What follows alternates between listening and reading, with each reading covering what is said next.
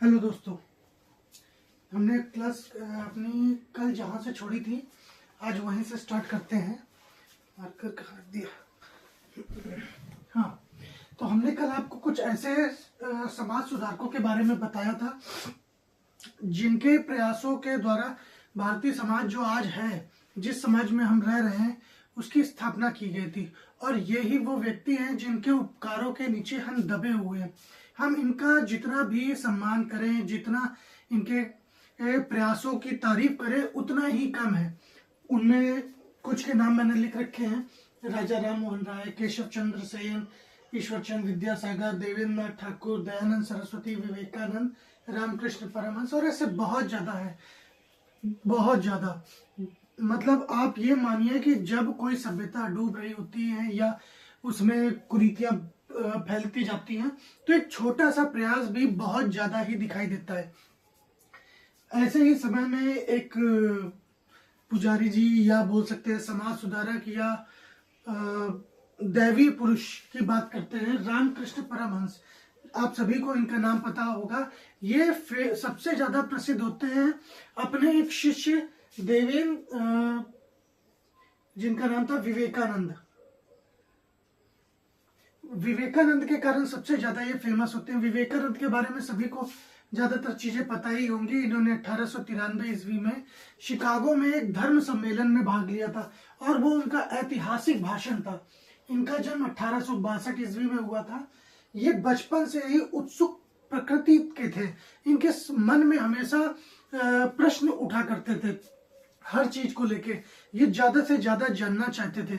तो इनके एक मित्र या किसी दोस्त वगैरह ने इनको, या प्रोफेसर ने इनको रामकृष्ण परमहंस के बारे में बताया कि आप अपने प्रश्नों की पोटली लेके रामकृष्ण परमहंस के पास जाइए, वो आपके मन को शांत करेंगे।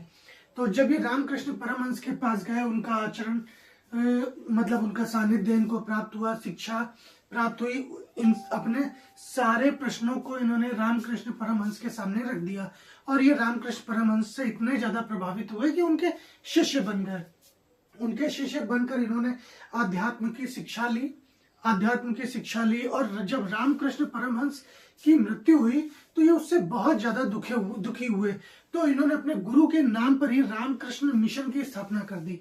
अब इनका मेन फोकस क्या था कि समाज में फैली हुई बुराइयों को, कुरीतियों को दूर करना। ये केवल एक धर्म सुधार आंदोलन के रूप में फेमस नहीं हुए, ये समाज को नई दिशा भी दे रहे थे, नई चेतना का उदय करवा रहे थे। लोगों को उनके स्वास्थ्य के बारे में बता रहे थे कि युवाओं को योग करना चाहिए, ध्यान करना चाहिए, खूब वर्कआउट करना चाहिए, अपने मन को शांत करना चाहिए, शिक्षा की तरफ ध्यान देना चाहिए।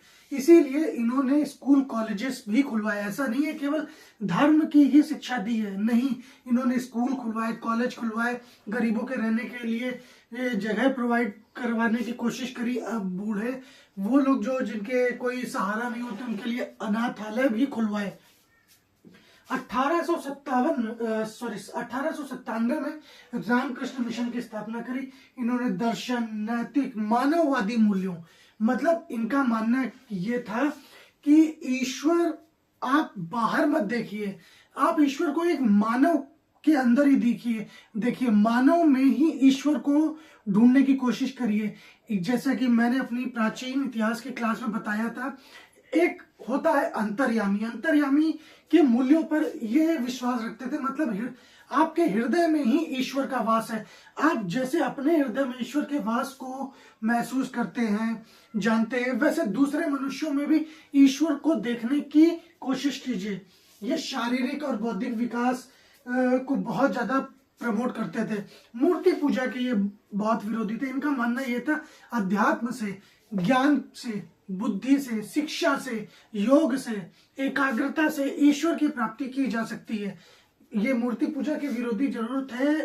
इनका मानना यह था कि यदि आप एक्चुअली क्या होता है कि जो मूर्ति पूजा है, आप सभी को पता होगा कि आजकल व्हाट्सएप, ट्विटर, इंस्टाग्राम का जमाना है। तो क्या है कि मन जो है वो एक नदी की तरह है, उफाने मारता रहता है, इधर से उधर, एक लहर दो लहर। वैसे ही इन्होंने जब आप किसी नदी को बांधने की कोशिश करते हैं, बांध बनाते हैं। जैसे आप एग्जांपल ले लीजिए, ग्लास है, उसमें एक छोटा सा छेद कर दीजिए तो पहले उसमें से बहुत तेजी से पानी बहेगा, और 100 छेद कर दीजिए तो धारा का जो तीव्रता है वो कम हो जाएगी। उसी तरह जो मूर्ति पूजा है, मैं इनका विरोध नहीं कर रहा हूं, मैं केवल ये कंसेप्चुअल क्वालिटी की बात कर रहा हूं।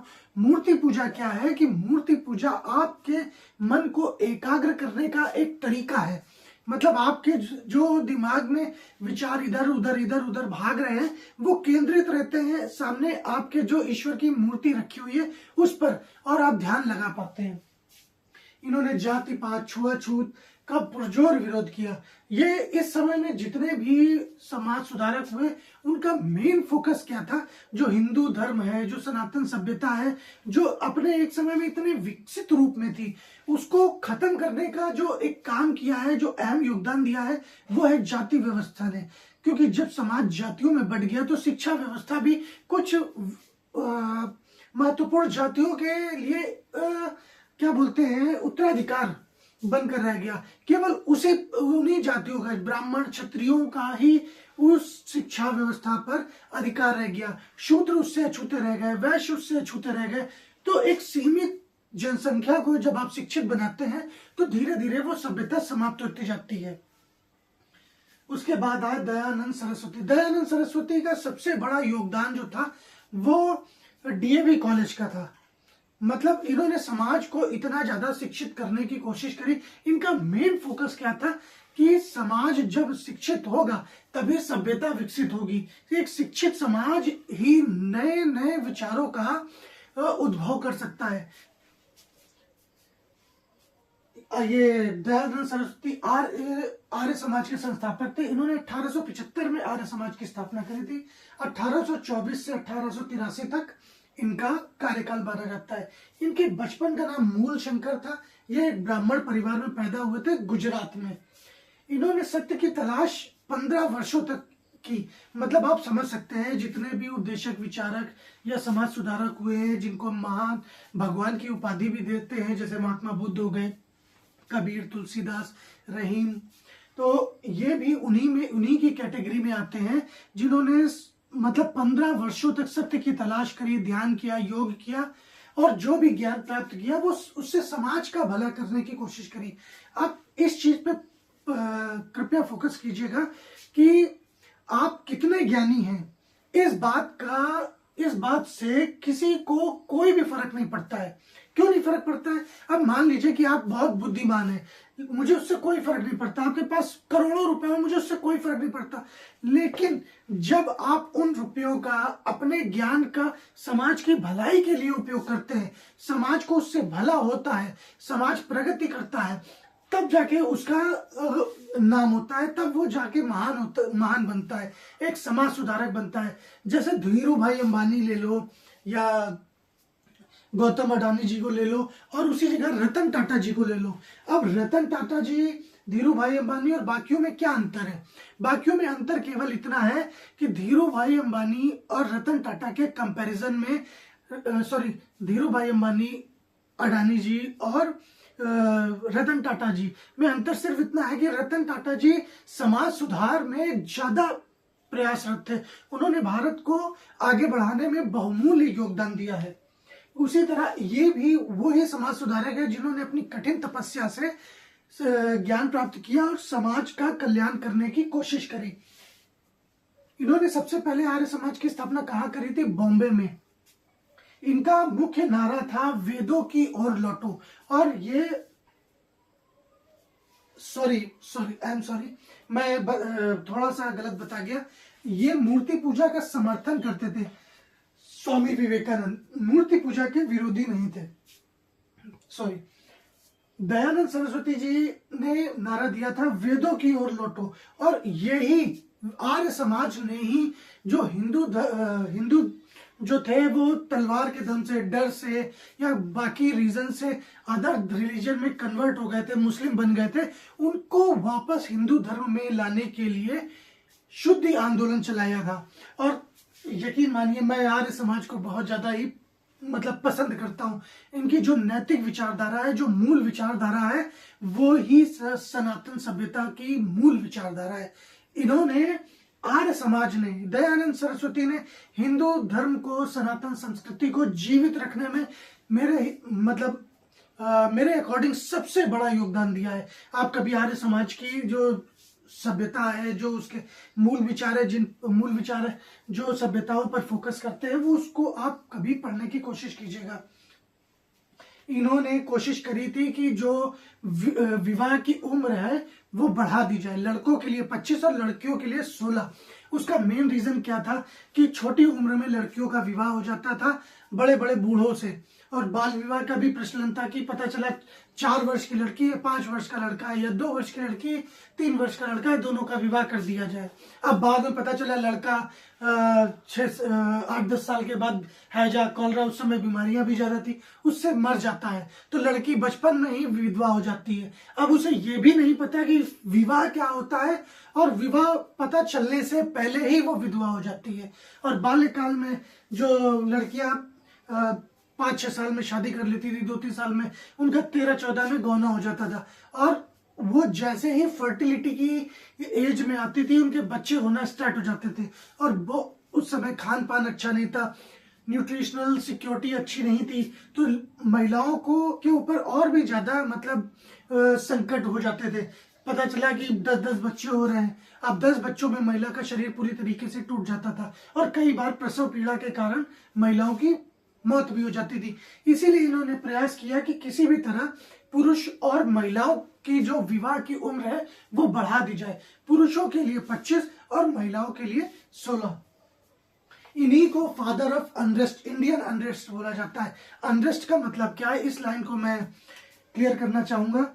एक अंग्रेज विद्वान था, उसने इंग्लैंड में एक शोध किया कि भारतीय उग्रवादिता, मतलब भारत में जितना भी उग्रवाद पैदा हो रहा है, जितनी भी हलचल पैदा हो रही है, असंतुलन पैदा हो रहा है, उसका रीजन क्या है। जब अंग्रेज सरकार ने बोला कि इसका पता लगाओ, तो उन्होंने इस पे पूरी तरीके से खोज की, और उन्होंने बताया कि भारत में जितनी भी असंतुलन की स्थिति है, असामाजिकता है, या ये जो क्रांतियां हो रही है, ये जो आंदोलन हो रहे हैं, इसका मुख्य कारण है दयानंद सरस्वती के द्वारा स्थापित आर्य समाज और बाल गंगाधर तिलक। बाल गंगाधर तिलक के बारे में तो जो अगली क्लास में जब भी क्लास आएगी तो मैं आपको बताऊंगा ही।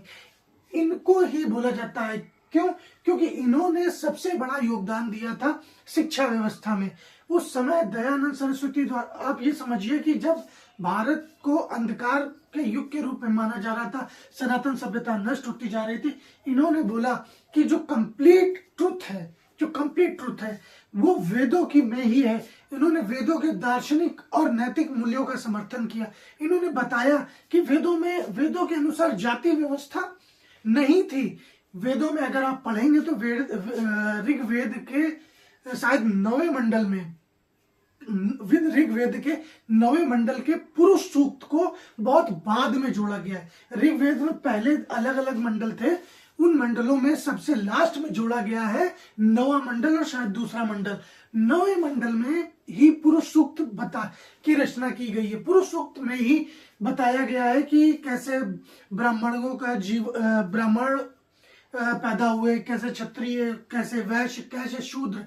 उससे पहले ऋग्वेद क्या था, वर्ण का मतलब होता है वर्ण, वर्ण व्यवस्था मतलब वर्ण व्यवस्था। इसमें एक व्यक्ति क्या करता है कि अपने अनुसार अपने वर्ण को चुनता है। जैसे ऋग्वेद में एक अध्याय या एक ऋचा है जिसमें यह बताया गया है, कवि बोलता है, मैं एक कवि हूं और मेरे द्वारा रचित श्लोक ऋग्वेद में लिखे गए हैं। मेरी माता बर्तन मांजती है और मेरा भाई चक्की चलाता है। तो इसके माध्यम से उन्होंने ये बताया है कि एक ही परिवार के लोग अलग अलग वर्णों में विभाजित थे, मतलब जाति व्यवस्था नहीं थी। वर्ण अपनी कैपेबिलिटी के हिसाब से लोग चुनते थे, जिसको जो चुनना है, जो जिसमें इंटरेस्ट है। इसीलिए हमारी जो सनातन सभ्यता है इतनी ज्यादा विकसित थी। तो आज हम इन दोनों को ही रखते हैं। Thank you.